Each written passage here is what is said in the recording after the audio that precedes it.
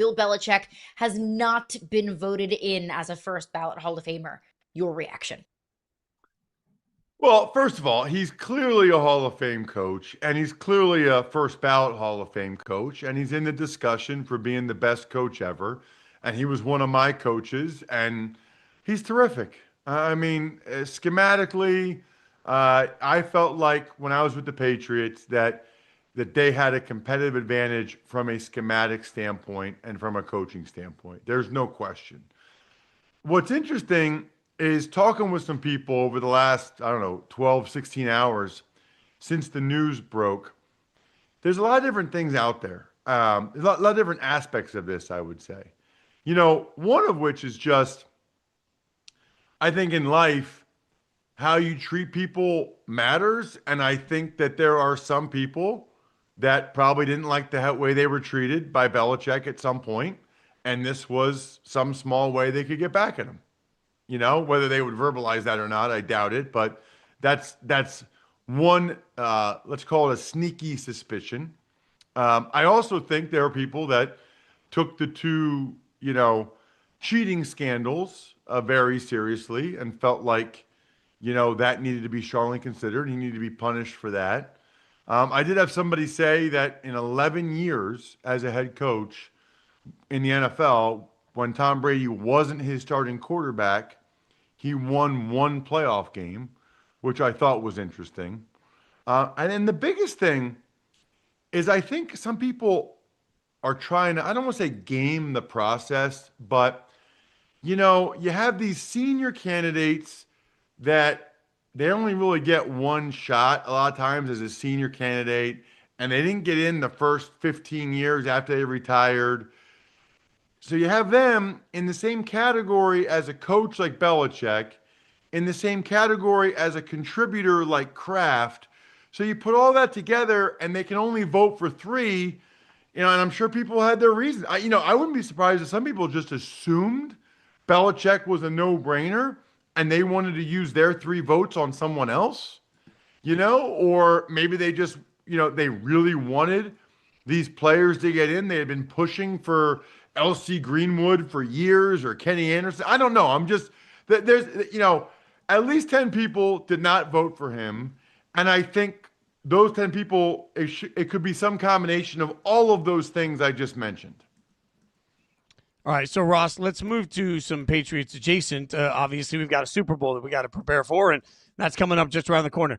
A lot of people say New England has been lucky this year with the strength of schedule and the way this playoff run has unfolded. How would you assess that? What would you say to that statement? Yeah, I don't really believe in luck or lucky. I do believe in fortunate. And I do think that they have been fortunate with the regular season schedule, but they still won, what, 14 games? You know what I mean? Like, you can be fortunate and still not win that many games.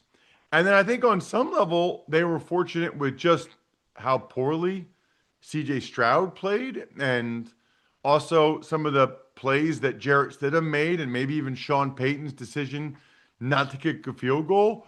But they still made the plays. Both times where Stidham had the turnovers, there was pressure on him.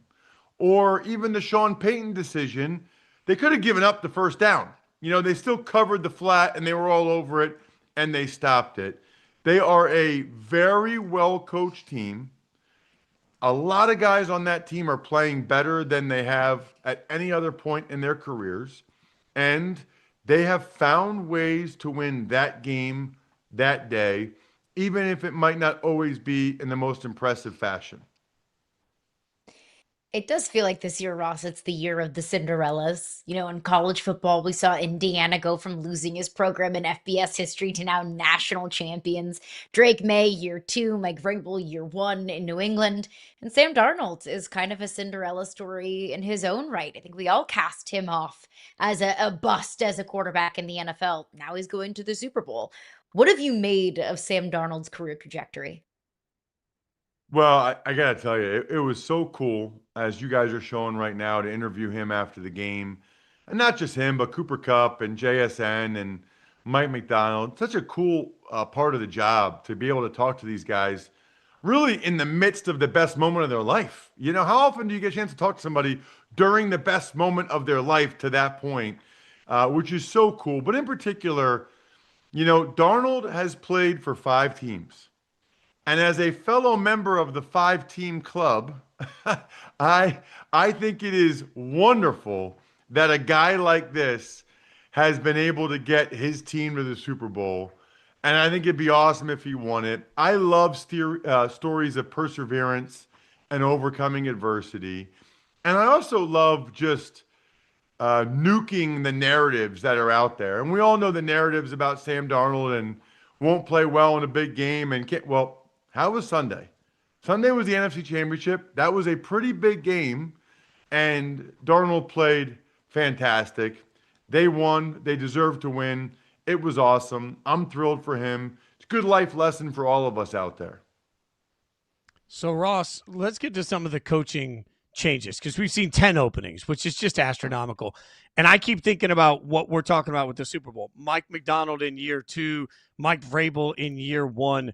What does this accelerated success of new coaches in certain places do to the way that the owners are going to view this crop of coaches that are coming in with patience and rebuilds? Well, I think we're seeing it in college football and in the NFL. I don't think as many of the head coaches that got fired in college football this year, you go right down the line, whoever it is, you know, James Franklin's one that pops into my mind right away, but you could say Brian Kelly, whatever. I don't think that happens without a guy like Signetti in year 2 winning a national championship and showing that you can do that. And these schools believing, hey, we're LSU, we're Penn State. If Indiana can do that in 2 years, why can't we? I think you're seeing that in the NFL a little bit. You know, the success this year of Liam Cohen and Ben Johnson and obviously Mike Vrabel, I think that was part of the decisions in Baltimore and in Buffalo to move on from John Harbaugh and Sean McDermott and say, you know what? If Vrabel can get him over the hump in year 1, maybe we can get somebody else to get us over the hump here, which we haven't been able to do in John Harbaugh's case in a long time, in Sean McDermott's case ever. You bring up Sean McDermott. We got some news yesterday that Joe Brady, former offensive coordinator, has gotten the promotion to be their next head coach. Is he the guy to get them over the hump, to get to a Super Bowl and to ultimately win a Super Bowl? So there's no way any of us would know the answer to that, obviously. But I will say it's a head scratching hire on some level because the thought process is we're not getting it done with McDermott. We got to change things up. The status quo isn't going to work. We got to get somebody in here that can get us to the Super Bowl. And then you promote from within. I mean, you already had Joe Brady. It felt like they wanted to shake things up, but then when they went to go get a new head coach, instead they opted for comfort, continuity, familiarity, which it felt like that's what they were trying to change with McDermott. So I can see why Bills fans aren't enamored with it. Look, he might be awesome. He might be the next McVay, or he might be terrible. None of us really know. I will just say 36 years old to be the head coach, but still be the offensive play caller but doing all the clock management, game management stuff, that is a lot. That is a lot on Joe Brady's shoulders. And I think you're asking a lot for him to make those critical decisions in playoff games that get this team over the hump. Your big point there is none of us know. I will remind everybody, go back and look at the rankings every year of best head coaching hires and see how wrong most of us are every single time. Ross, obviously we love talking to you, but we also love talking to you about myfrontpagestory.com. Tell everybody what you got going on there. All right, listen. Valentine's Day is coming up. It's the Super Bowl of love, okay? And whether your significant other admits it or not, they care. Oh, that doesn't matter. Just get me flowers. And they're full of it. They want something cool. They want something unique. This would be the best Valentine's Day gift they've ever gotten. You talk to a writer for 10 minutes or fill out an email if you want. Tell them how amazing your significant other are. They write this incredible story. Looks like it's on the cover of the newspaper framed, beautiful pictures. And as she's opening it up, to be able to say, I wanted something special for you. So I had a story written about you. That sounds amazing. And yes, I have gotten my mom, who we were talking about earlier. My sister and I got her one for her 70th birthday. Just make sure you tell the writer, I never thank her enough for all the little things she does. They will cry. You will win. myfrontpagestory.com, myfrontpagestory.com.